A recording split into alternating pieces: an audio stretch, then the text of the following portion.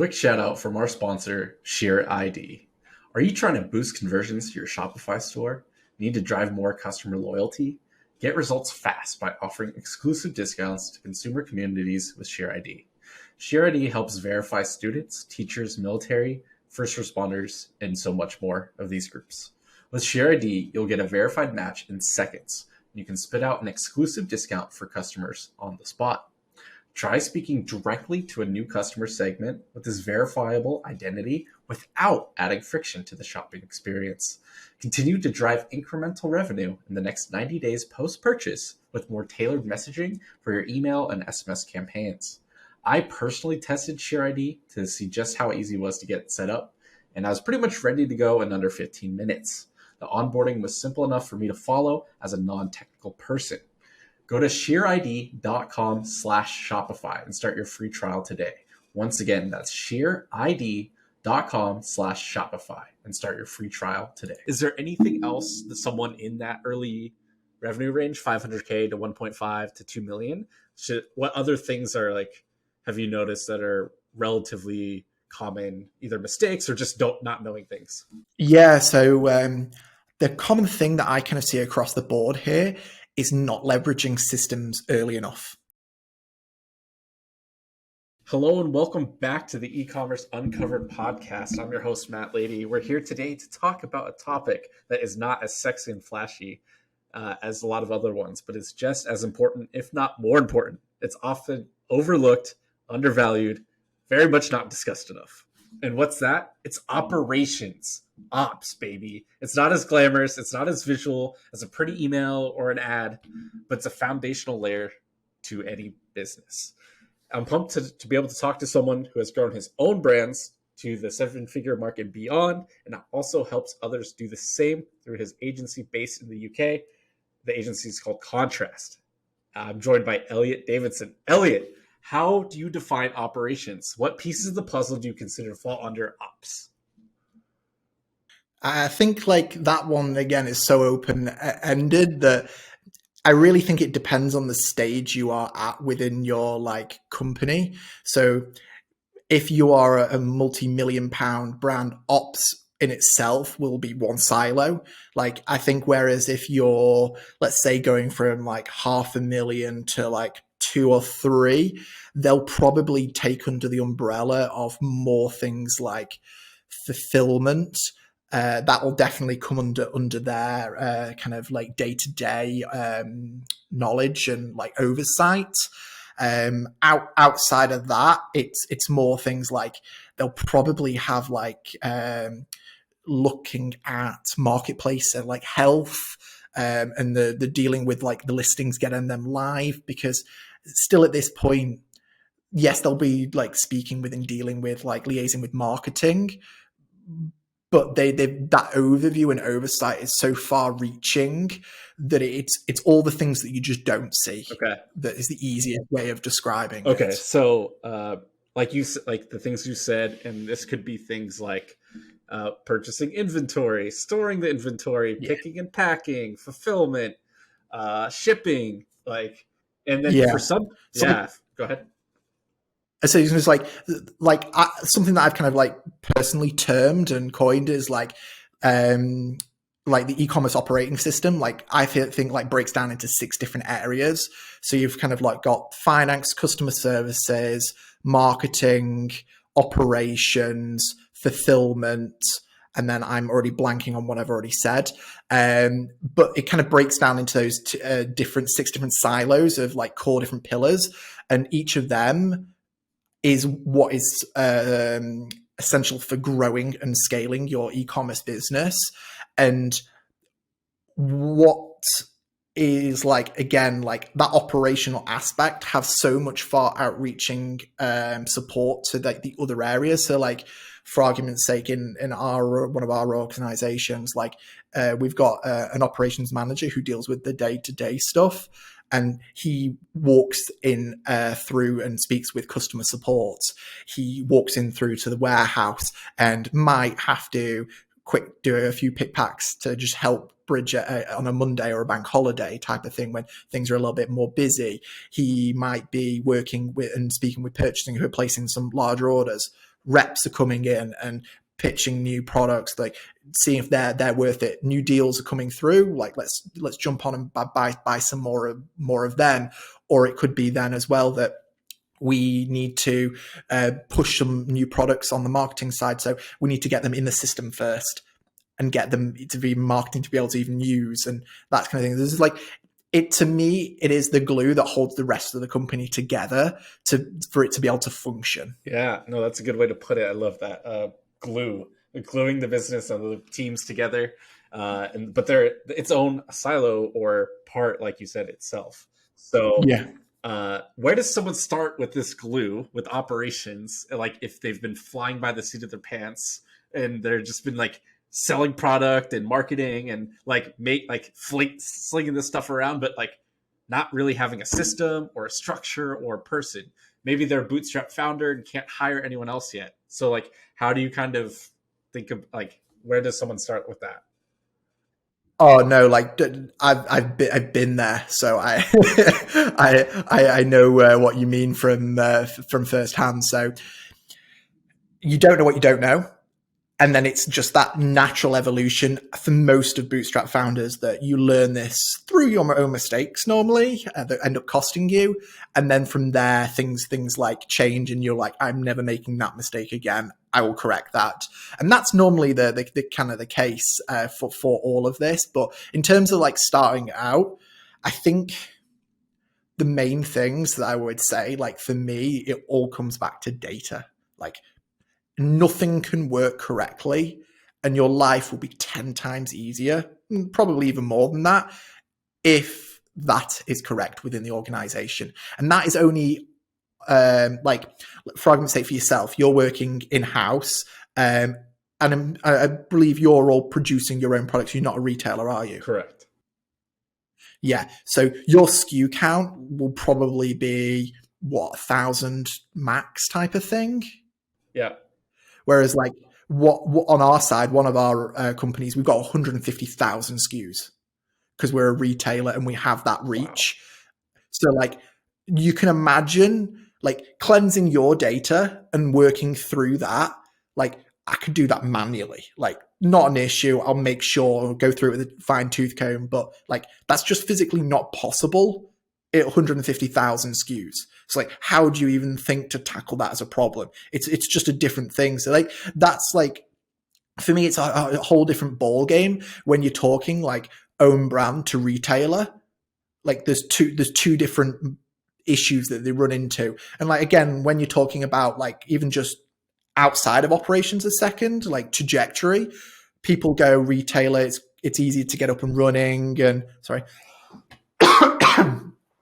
it's easier to get up and running as a retailer, and you probably will see a little bit more quicker revenue coming through the door. But I think the cap and the ceiling's a little bit quicker to happen. You won't get as potentially, you've got the potential as much reach, but there are bigger problems, and these biggest problem on a retailer side, and I've experienced it firsthand, is data. So I'll give you an example. I purchased a company 2 years ago, and went into the OMS. For anybody that's unsure of that, that's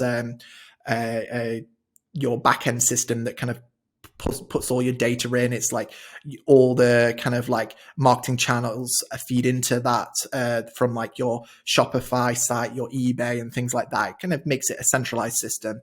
It makes your life a lot easier rather than just having an order coming from randomly and not knowing how to use it. But so I purchased this site, and they had 40,000 active listings, which, don't get me wrong, there's a decent amount of listings like connected to whether that was on Amazon or eBay, but the amount of data rows in the order management system was 500,000 rows of data.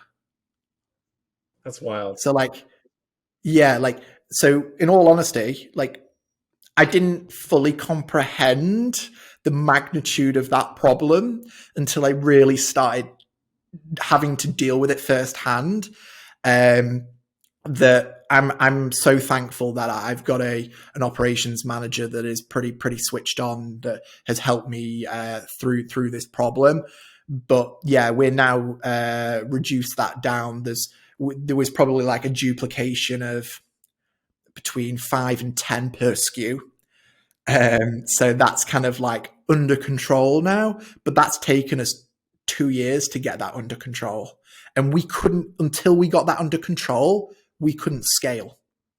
So like to give you an idea, like from a turnover perspective, since acquiring that company, turnover kind of first 2 years kind of stayed the same through everything that it had done. So like outwardly think to people and reps and stuff like that, they're like, nothing's changed kind of thing. And then this third year of ownership, where again, just financial quarter starts in July, we're on track to have just shy of doubled the revenue by having this data under control, to being able to actually leverage it. That's the difference, that just having a control of that data, to being able to connect it to wherever. And that's just the start of where we can go with this. Cool. Wow. So make sure the inputs are good. They're not duplicated. They're cleaned up as soon as you can while you're smaller. And then as you scale, it get easier. Yeah, it's one of those as well, that you forget when as you're running the company, you're in it day to day, that you just let the ball slip a little bit. You just add a bit in here, in there. Like this was 14 years worth of, I will deal with it, or I'll put a band-aid on this now because of that, and it just compounds. And ultimately, it's got to be sorted at some point. Otherwise, it kind of just causes massive repercussions across the board. Yeah, no kidding. Wow. Okay. So yeah. get and that's a practical, like real example. And like for me, so again, like I help a little bit of people on like the due diligence aspect now, having gone through a lot of these areas myself. And like that is one of the massively overlooked areas of when like evaluating a company, is like digging into the OMS or ERP and actually looking at the product data to see where that's up to. Does it need to be like, oh, sorry, I've forgotten the word. Like in terms of, do you need to add to it and kind of like, there are inputs missing from there? Is it duplicated? Like all of that is like, people will just like skim over it and not even consider it. But like for us, it's been hundreds of hours of manual labor within the team to get this right, to be able to push forwards. And that, if you haven't, obviously, and you are doing it from an M&A perspective, like that could just tank a deal from a profitability perspective, that you overlook and completely overvalue something, that it's got to be a massive input that you're looking at. Wow. Yeah. No, I haven't really heard too much about that before and considered it. So super glad you brought that up and shared that example that you unfortunately had to go through. But it's well, I was going to say my operations manager feels the blood, sweat, and tears from that a little bit more than I do. But I was going to say the saving grace. Like if you're ever on ops and you're looking to get better, please go on an Excel course. Like it will be your saving grace, being able to manipulate the data. Yeah. Okay, cool. So that's one of the first things you'd say: get your data right, get everything in order, get organized as soon as you can, because it'll, as you scale, it'll only get more complicated. If you ever, like, is a great point. If you ever do want to sell or get acquired or get investors, like, that's a key component that a lot of people overlook. Oh, definitely. So.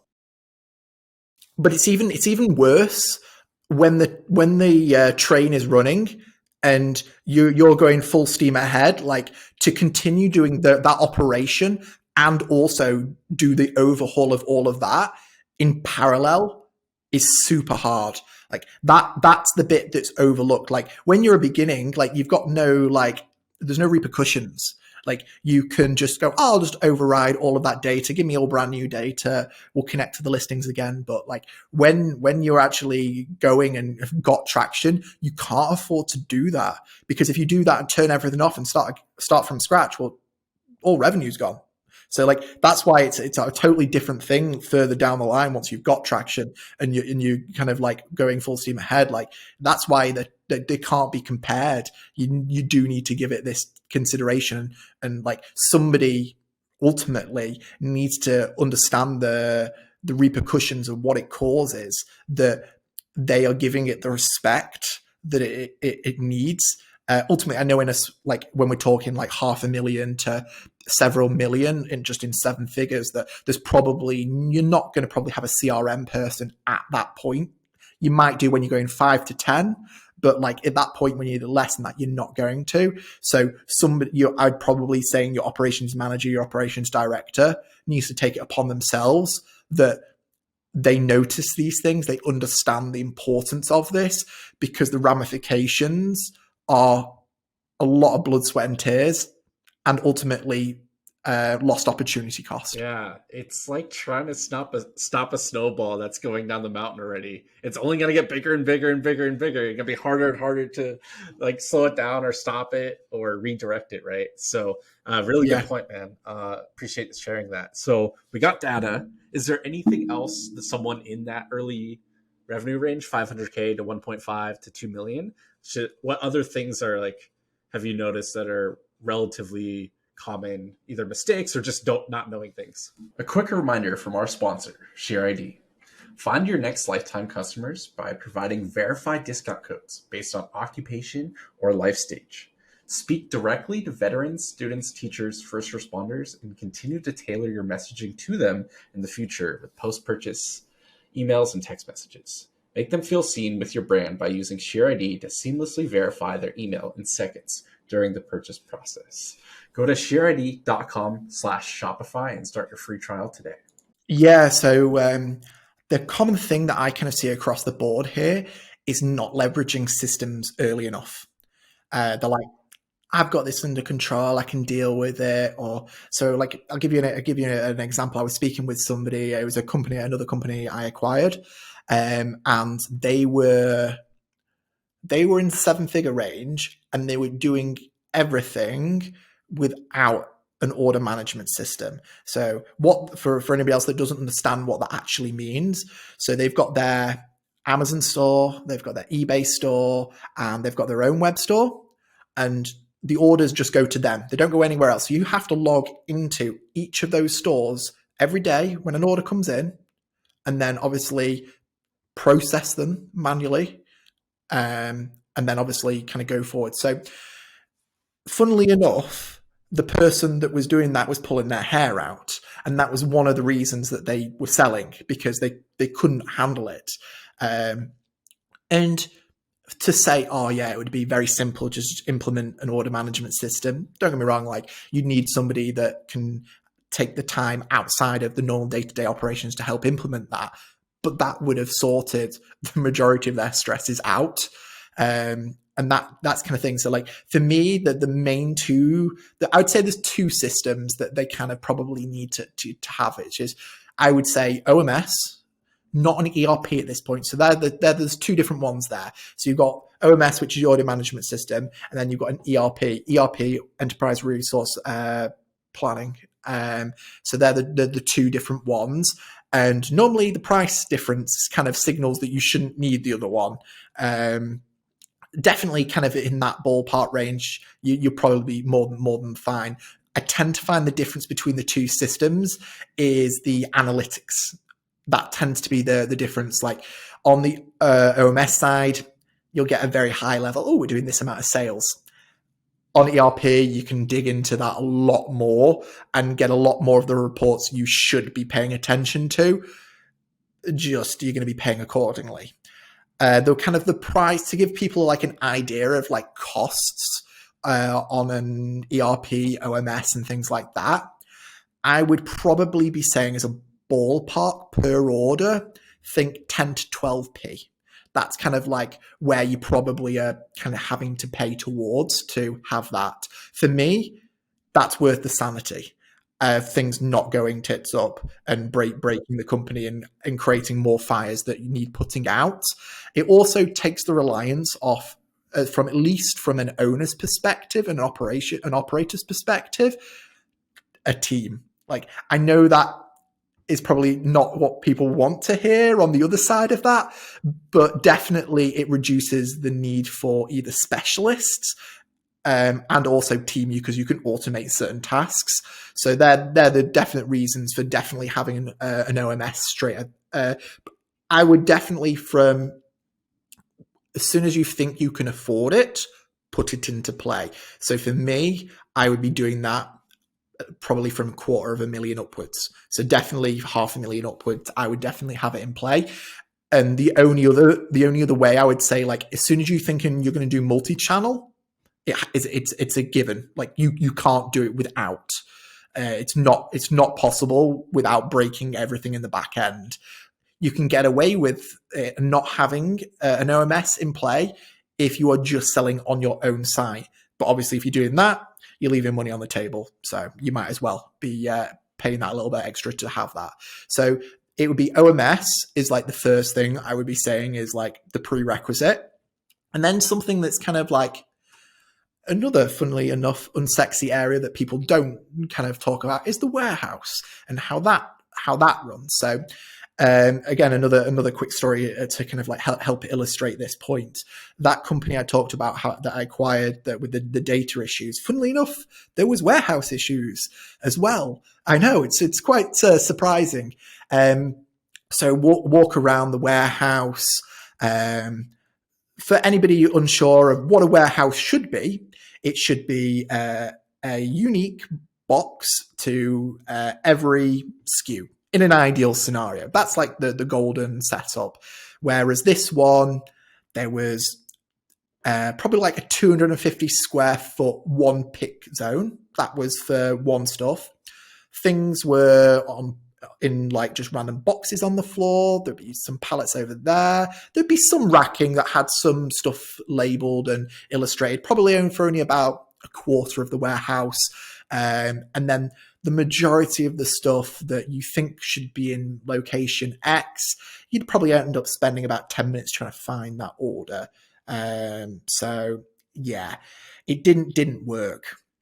So again, unfortunately, tens of thousands into spending on racking to rack out the whole of the warehouse, because we were kind of covering about 10,000 square feet here. To kind of like make it all right. So I think the thing that you forget about when ordering racking is that you've got to build it on the smaller bootstrap scale, rather than paying somebody to come in.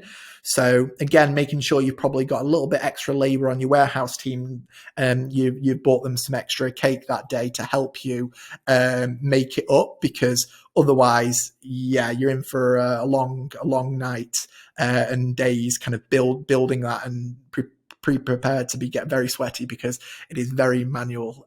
So I'm very fortunate with my team that they'll all help get stuck in. Like I'll help on that front, not an issue. I'm not afraid to shy away from any of that stuff. Again, like I've been through it, I understand it. I'm not afraid to ask anybody to do something that I wouldn't do myself.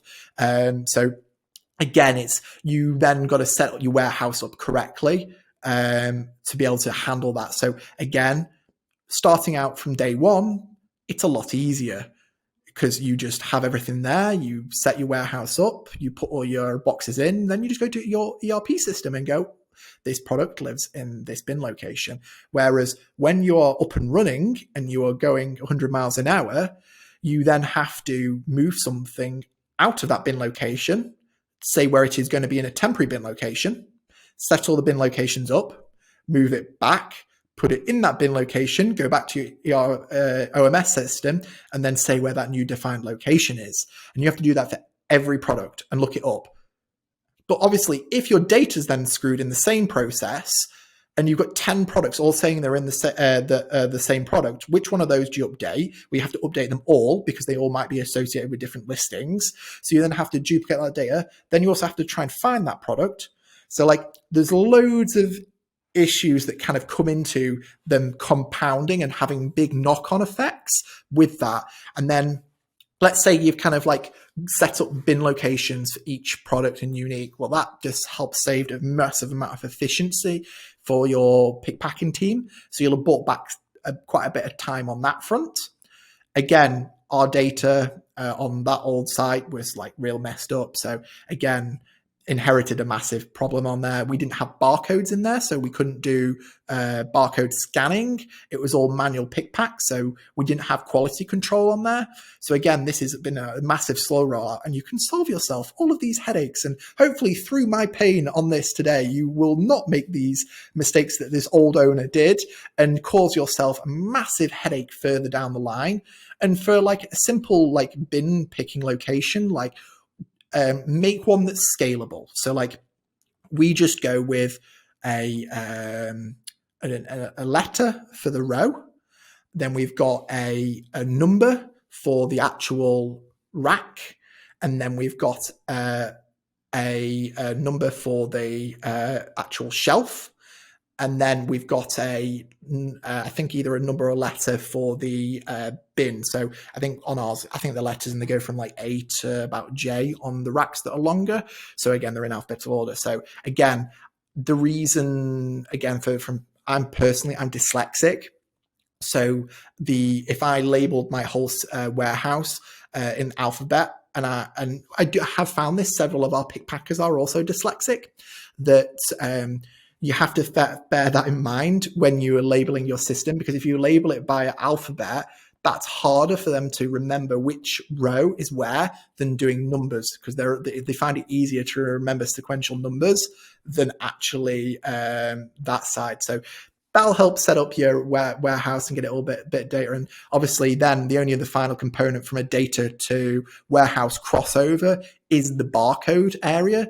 And that'll just definitely help have the knock-on effect of you not sending out wrong parcels that you then have to pay extra postage. You're not then losing an extra item that you're probably either not going to be able to get shipped back because it doesn't need to be at the low kind of end. And then also on customer service side, that they're having to deal with more tickets and a really politely pissed off customer because this is an issue that's kind of happened on that could have been avoidable on the back end. So it all, like I say, this is all operations, and it's all things that are within your control to not happen. And that's the thing, like the best e-com company is when things are just running smoothly from a back-end perspective, that these headaches aren't there and you've got no bodges in place. And to me, that's the ideal setup. Like these two kind of main systems from an operational standpoint being in place, and it makes everybody's day-to-day life a lot easier. And no doubt in the day-to-day life, things will crop up, but at least you're not having to deal with the other fires. Yeah, so that's a few amazing examples from your personal experience. And I would have been stressed out too, that previous owner. So understandably, they felt like pulling their hair out and just selling the thing. Yeah. That makes sense to me. I'd probably be like that. So I won't make that mistake next time I start a brand and doing that thing. And then I loved how you brought it back into how that affects customer service, how that affects the shipping and the like barcode, like just the speed of picking and packing and like not having to like manually type it and all that stuff. Like that all adds up, especially as you scale. And not only does it affect customer service, it'll affect your advertising and marketing. People won't share word of mouth because they had a bad experience. Whereas if they just got the right product that they ordered and you have a good brand, good product, they're going to be like, cool, this is great. I'm going to tell my friends about it. Yeah. It's all at the end of the day. It just helps. Yeah, all at the end of the day, it's just all affecting your bottom line. Like it's either through wasted time or money. That's it. So, and they're all avoidable. Yep. And then that affects marketing and advertising, because then if they see an ad and they're not excluded and they have a bad experience, they might write a bad ad comment. And it's like, I was going to say, like, that's something I've seen quite a bit again. So like I have a few different, obviously, e-com sites. So I see a lot of different scenarios. And obviously through COVID, one site that we've got is in the outdoor furniture. So again, like massive container issues on that. So it was all done through pre-orders. And what was then happening on this one retailer's site, it wasn't on ours, but I could see this bubbling and kind of like customers getting really annoyed, was they were obviously running new ads on Facebook, but they hadn't excluded purchased people. So they were just commenting on all of the ads going, I've had my order on this now. They keep delaying, and it's obviously putting off more people from buying. So it's crazy, like just like the customer operational setup to then marketing making a mess up and not putting that in the exclusion, that you've just cost yourself so many new sales in click-through rate because of that as well. So I've seen it full circle. Yeah. So it's truly the glue that holds it all together or lets it fall apart. So that's really, really good stuff so far. So you've shared quite a bit of common mistakes, what you see at this early stage. Do you want to go into common mistakes as you scale up, or would you rather talk about how to make your ops more efficient? I think scale up is kind of an interesting one. I think it's more of an area like I'm playing around a little bit more with myself at the moment. So it's kind of like I'm actively trying to learn as much as possible myself and feeling those pains. But I think once you're doing a couple of million and you're kind of doing this, like you're going from 2 million and you're trying to probably get to around, let's say 5, I think that's where the analytics and the forecasting and all these type of elements really come a lot more into play. I would probably say, like, as long as you've got an idea a little bit on your KPIs, the revenue's heading in the right direction, and you're looking at your P&L each month, and you're on accrual accounting, not cash accounting. Like these things are like, you should be heading in the right direction. Then you've got an idea. Whereas like when you get into this next stage,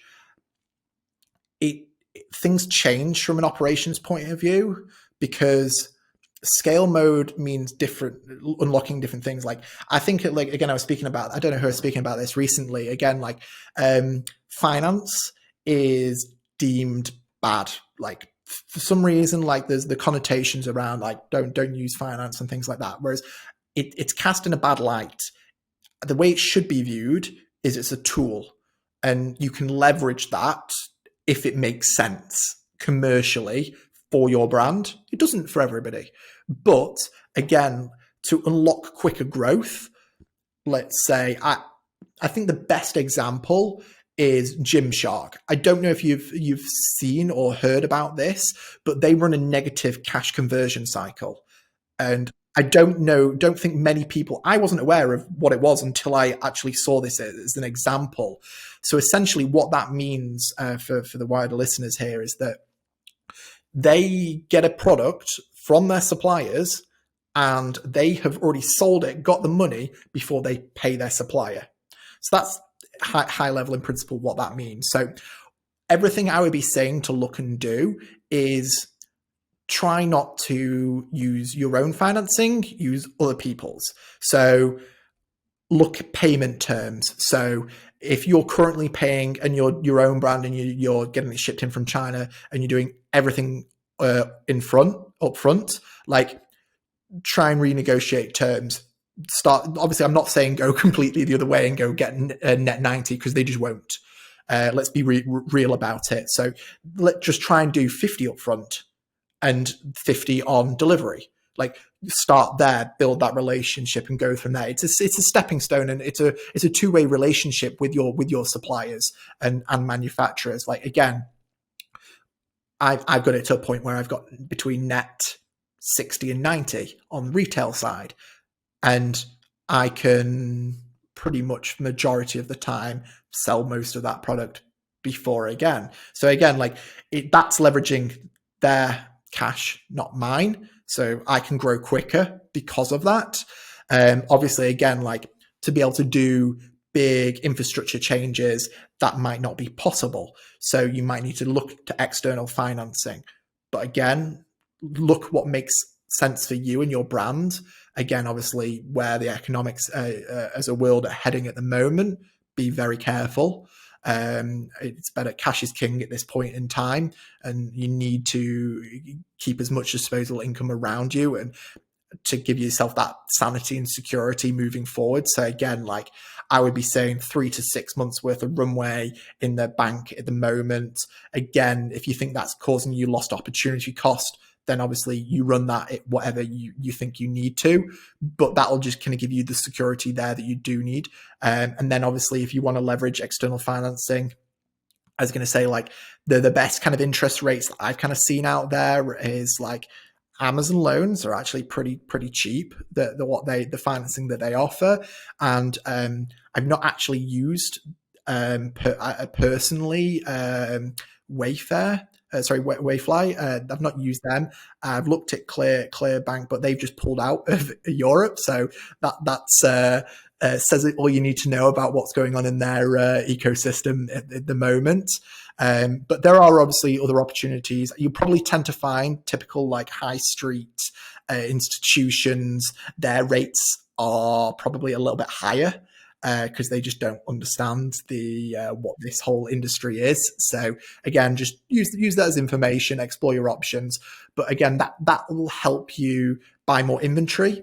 But you need to know that you can sell that inventory. So again, like the easiest way without using forecasting tools, if you know you need more inventory, is that have you sold out of it? If you've sold out of it before you can do any more, well, if you place a bigger order, you'll probably be able to sell it. That's like the easiest way of without forecasting that you'll know you'll need more. So if you know that you place orders, your main season is summer and you place orders October to December ready for that next season, that you're not going to be able to go to your manufacturer tomorrow, go to your supplier tomorrow on the retail side and just get more stock. You've got to do it all like 4 to 6 months ahead of time, that you know that previous years we've increased by 10%, that's probably about right, and we're still selling out. Well, you obviously know there's still more demand for the product, but that's kind of like when we're saying between this 2 and 5 million mark, that right, instead of just like using a finger in the air and seeing how things work, like get more analytical. This is where you will need to lean on more probably ERP than OMS at this point, because to be honest, like I've dug into the reports on most of the OMSs, and I personally don't feel confident in making any large commercial decisions around them. That's different on ERPs, but you pay accordingly for that. And then the same goes with then I've not done it yet, but I would be then considering actual forecasting software to go alongside all of that data. But for forecasting data to work, it has to have historical data. So again, if you're not running an order management system, that wouldn't even be possible. So having that all there will make your life easier further down the line. So again, if you're saying to me that you're running things in Excel spreadsheets and you're doing between 1 and 2 million, please take a look in the mirror, because you probably shouldn't be. There are systems and tools there that will make your lives easier. And then if you're then saying to me, well, they're too expensive, well, you're selling things too cheap. That's the easiest answer to that one. Yep. Awesome. Yeah. Okay. Those are some good stuff about common mistakes as you scale up. We're 57 days out or something from Black Friday at this point. So is there anything, it might be a little too late at this point, especially when it comes out in a couple of weeks, but for maybe next year or just talking, it's timely. What often gets overlooked, or what would you recommend in terms of your inventory ordering or managing all this stuff around Black Friday, Cyber Monday? Yeah, I was going to say, like, if you're a retailer, you've probably still got a chance to get stock in and be able to do that. So like the main thing I would end up doing that is just know what your best sellers are and just make sure that you have on hand stock of that. That would be the main one. Like, again, I think, like just going back to like slight operational thing outside of this. Like one thing that I quite like, and most companies on the retail side are open to these days, is running more of a hybrid model. So you stock a certain amount of products, but then you lean on them to be more like not drop shipping. It's more like on demand inventory access. So you run a virtual warehouse, and you can, hence why I said we had 150,000 SKUs. We don't have 150,000 of products in stock all the time. We leverage the stock levels that the suppliers have got. And that also is only possible if you have an order management system in place to be able to set those types of things up. And also that means that my business doesn't have to invest as much in stock. I'll just hold the best sellers, the ones that I know I will make stock of. But it allows me to hold and offer a much wider range of products. That there might just be those products that sell once a month and just increase your sales volume, that you can obviously get that through. So obviously coming back to Black Friday, Cyber Monday, stock the main actual variants that you know you're going to probably end up kind of selling out of. And that should be just the given across, like have on hand 30 days worth of inventory to be able to kind of ride that. And then actually for then these events, make sure you've got staff to cover it, because that's like, just again, like we've got a rule over that time. You're just not allowed to book time off. Like for us, like as a small business, you've not got extra additional resources in a particular area to be able to function. So like, if we as a team go, oh, you know what, like we've got one customer support agent. Well, if he just says, you know what, actually, I'm just going to have that week or next 2 weeks off, like we'd be screwed. So it's like, as a team, we understand like we're busy, less busy in certain months. And we're like, yeah, go take as much time as you want off as like within those areas, like no issues to us, like book the holiday in. But like, just as a couple of rules, we're like, please don't book it off on here. We just will really struggle to function. And obviously, I'm sure you want to be paid at the end of the month. And then also any other peak seasonal days will all have those same kind of effects. So like staffing is like such a untalked about one that I think is, especially in a small company where each role is crucial, that can just mess up. Like, okay, you've got a pick packing team, and you've got to get through a certain amount of orders. Like, let's say, so our team is of 6. Let's say 3 phone in ill. You've still got to get the orders done. How do you handle it? Well, the amount of times that, so like I'm really lucky. So like part of our stuff is it's all within the family. Well, a text goes out to the wider family, and we just have to step in and make sure it happens. So we will all be going down and doing the pick packing. So you might see the occasional photo where I'm going, oh, I'm in the warehouse today. And that's because we've just got to get the job done, essentially. And that's kind of like why these things are like, if you can prevent that happening ahead of time. So knowing when your peak seasonal events are, like another company we've got, like they have spring, massive peak. We hire in extra contract staff to help cover those events. You can do the same on those, but it really depends on you knowing your volumes to how much that might affect things. If it's only a little bit and you as a team can like step up, pay overtime, not an issue. Or you might need to hire in contract because it doesn't make sense to have a full-time extra throughout the rest of the year. Contract might be the way to kind of bridge that gap. But then like obviously stock wise, if you're an own brand, you've missed the boat for this one. Obviously place your order ready for next year.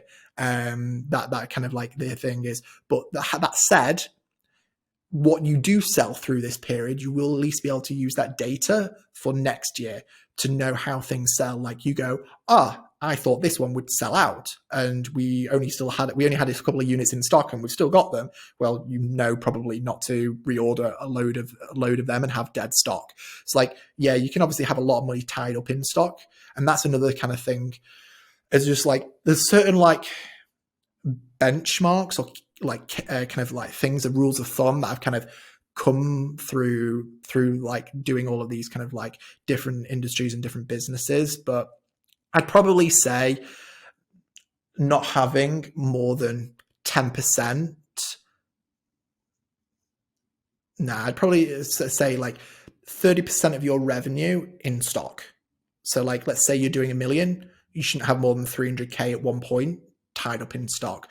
Obviously, if you're coming into Black Friday, Cyber Monday as a own brand, it might be slightly different. But as a generalized rule across the board, 30% is a decent enough metric to know how things are. Again, I've broken that rule myself when I've seen a clearance deal of something, and I just go and go, you know what? I know I can make a lot of money by sitting on that stock and selling it over time.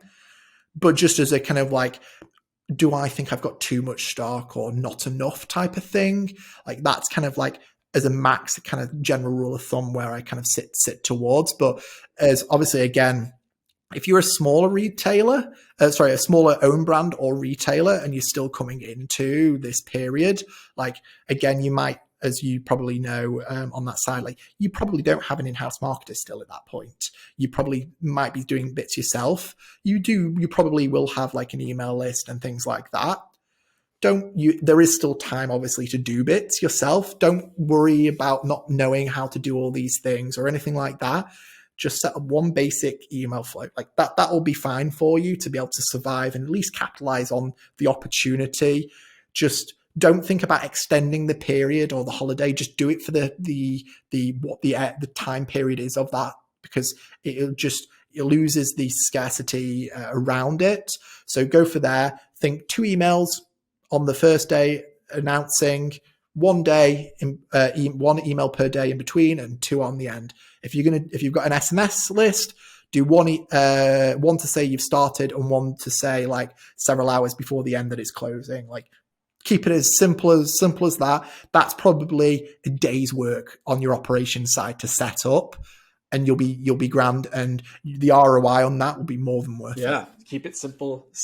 If anything I've learned from this talk so far, this episode is simple scales. And so and simple Really sells. So it works both. Yeah. It works both ways. So really good, man. Is there anything else that I didn't ask you that you've been dying to share or think would be a good add-on from previous questions or discussions? I think just hitting it home that I know I've said it already, but you will thank me later, and you can buy me a pie at some point, that when you don't mess up your data, to understand it, you will only ever do that and realize that when you go into those headaches and see what it comes down to. So again, ultimately what gets you here won't get you there. So again, what you'll find is what gets you from 0 to 1, you'll have certain systems because you can afford and put in that place.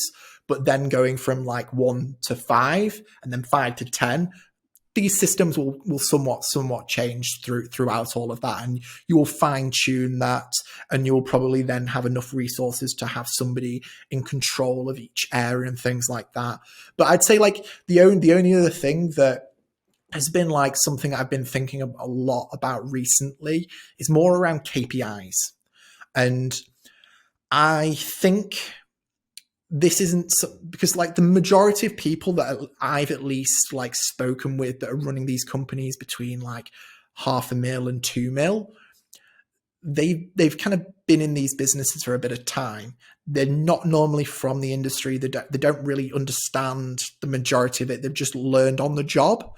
So then they're not the most informed, and that's because they don't know what they don't know, and they've not had the opportunity for extra mentoring or support and things like that. So I think as you start to scale, you need to be able to like give ownership to different people in different areas.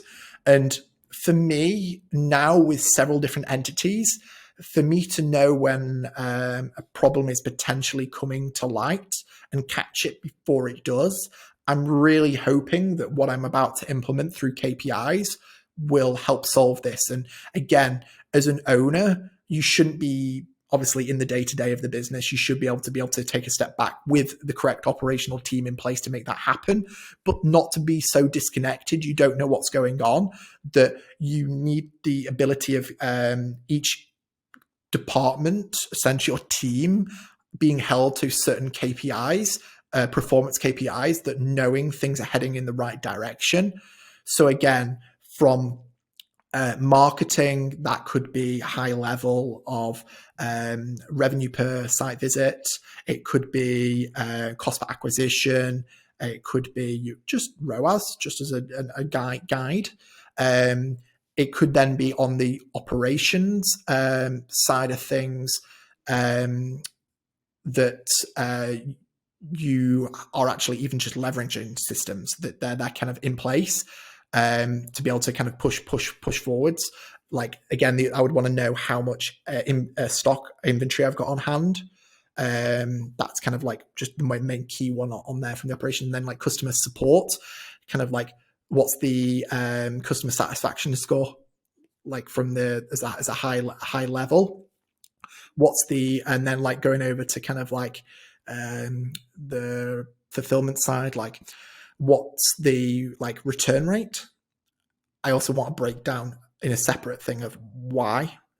So we can ultimately dig into that at a later time. Like to be honest, then if you're saying like something that's like another good thing to probably do, and you'll uncover a lot more issues that you didn't know about, is track your returns and all the reasons for it.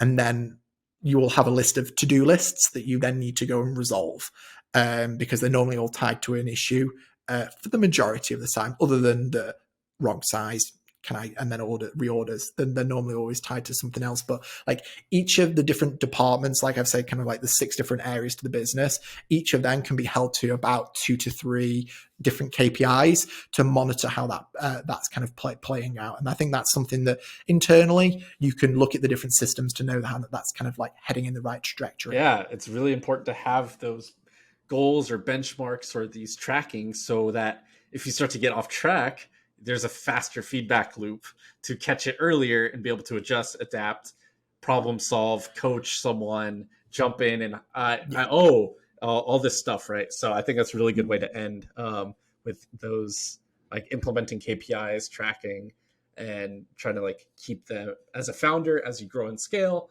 you're doing less and less of the everything, and you need to trust and rely and build a system to be able to check in on everything. So really good way to end there, man. Elliott, where do you want to send people? Where do you want to like have them find you or talk to you if they want to learn more about what you do? I was going to say, I think everybody these days lives on Twitter. So just you can follow me at just Elliott Davidson, ELLIOTT, Davidson, DAVIDSON. And to be honest, I'm pretty active. I don't necessarily post as much on LinkedIn, but it's just again / Elliott Davidson on there. And they're the main 2 channels that I seem to find myself spending far too much time on these days. Awesome. Go follow Elliott on Twitter and LinkedIn, Elliott Davidson. It'll be in the show notes down below. Really appreciate your time, man. And thanks for making an unsexy topic fun for me to learn about. So I really appreciate it. Yeah, thank you. And everyone else, thanks for listening. Go, if you haven't yet for some reason, go rate, give us a rating, subscribe, YouTube, Spotify, Apple Podcasts. Appreciate it. Have a good one.